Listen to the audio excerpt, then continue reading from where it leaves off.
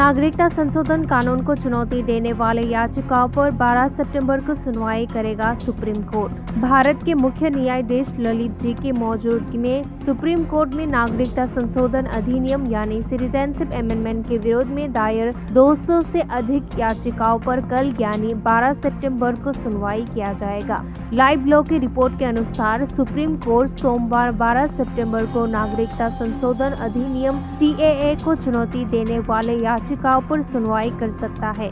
Live blog की report के मुताबिक जस्टिस रविंद्र भट्ट भी बेंच का हिस्सा होंगे। CAA जिसका उद्देश्य अफगानिस्तान, बांग्लादेश या पाकिस्तान के हिंदू, सिख, बुद्ध, जैन, क्रिश्चियन समुदायों के प्रवासियों को नागरिकता देना है, जो 12 सितंबर 2019 को अधिसूचित किया गया था और ये 10 जनवरी 2020 को लागू हुआ था। इस अधिनियम ने देश में व्यापक विरोध को जन्म दिया क्योंकि राष्ट्रीय व्यापी राष्ट्रीय नागरिक रजिस्टर NRC की गणना करने की सरकार की योजना के साथ बढ़े। इसे मुसलमानों को भारतीय नागरिकता से वंचित करने के प्रयास के रूप में माना गया है।